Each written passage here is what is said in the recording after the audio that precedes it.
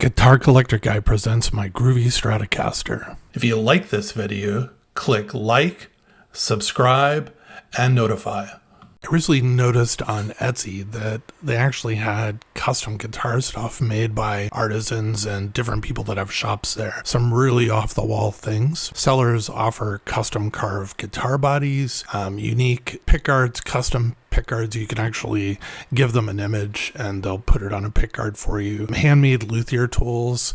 Recently I purchased a drilling jig for installing Telecaster bridges. So I was kind of scrolling through the app and I found this really cool pickguard trim cover set that was basically covered with a very colorful psychedelic pattern on both. The seller on Etsy is named Carmedon, and the price for the set was a little more than I normally pay for a set of, pickguard trim covers, but $55 with tax and shipping. It's of really high quality. All of the holes align perfect, which isn't always the case when you buy pickguards and stuff like that. And it's pretty thick.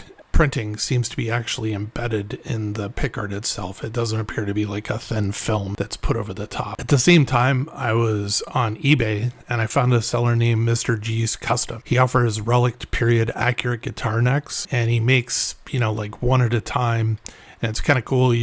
Actually, the neck you see on eBay is not a representative photo. It's actually the neck you're going to get. So I like that. He had online, it was a genuine Fender licensed relic 1969 Stratocaster neck with a big headstock, and then with an aged nitro finish for only $299, which is crazy for something with that much work and so on put into it. So he describes the neck online as a genuine Fender licensed Stratocaster neck, relic finished in thin hand rubbed nitrolose lacquer with a 9.5 radius, 22 medium frets, a C profile, 69 style decal, aged nickel period accurate tuners. This is a brand new neck. The neck shown is always the neck you'll receive. I ordered it, and then that's when I realized that I kind of had a theme going here, especially when I had also ordered a purple guitar body. And I thought, wow, this would be kind of cool to have a purple guitar with a 1969 neck on it that was relic, then with a psychedelic pickguard. It would look like something that came out of San Francisco at the end of the 1960s. So I was kind of excited because I was going to be home on July 4th by myself, and I figured that this would be a great day to do the project. It's funny though how sleep, or the lack thereof, sometimes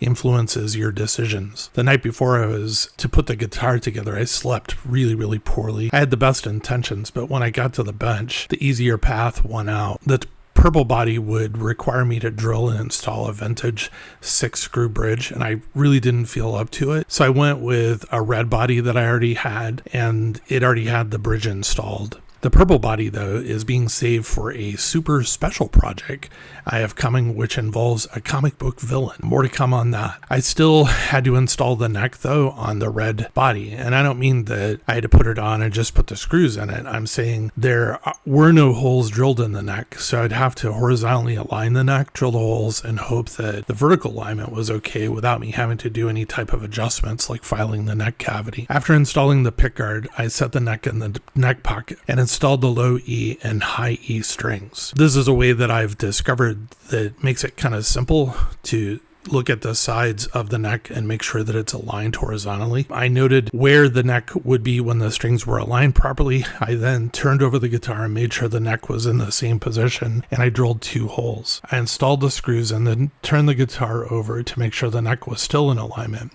Once I was sure it was, I turned the neck back over and drilled the other 2 holes, followed by installing the 2 screws. Examining the neck and the neck pocket, I could see it appeared straight, and there were no gaps between the wood, basically the neck and the neck cavity in the body of the guitar. I moved forward with installing the remaining 4 strings and bringing the strings up to just a basic tuning after I stretched them. I checked the neck relief by installing a keyboard at the 1st fret and depressing at the 1st fret where the neck meets the body. I then measured at the 6th fret and found it was a little tight. I loosened the truss rod by a 1/4 turn and found that was all I needed to do to have it exactly where I would want it to be. After I performed a baseline tuning in the playing position, I checked string height. I had to adjust some of the strings, but not all. Afterwards, I checked intonation without any needed adjustments, and then I adjusted the pickup heights because I had just installed the pickups back into a new pickguard.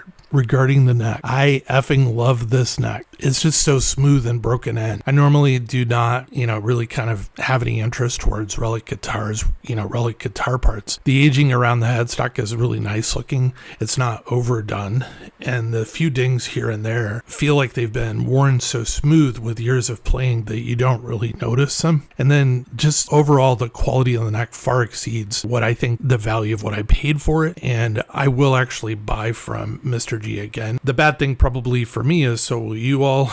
And he only seems to have like 3 or 4 necks online at a time, which is probably now going to make it difficult the next time I want to buy one for any to be available. So after the guitar was all put together and I actually threw it on the amp, I discovered that I really don't like these pickups, which I've never really had that happen. But these are... They're Seymour Duncan set, which I thought, to be honest with you, normally I associate Seymour Duncan with hotter pickups. I guess most of the pickups I've bought from them have been in that vein. These instead, it was a loaded pickguard that I bought a ways back. And after reading up to figure out what was going on, they're a lighter set of pickups. And so it's just way too clean for me. So I already have a new set on the way that I will be replacing that are much hotter output and sound better with things like distortion pedals and so on. Thank you for watching Guitar Collector Guy. Really appreciate you being here. Hope you come back and watch more. If you like this video, click like, subscribe, and notify.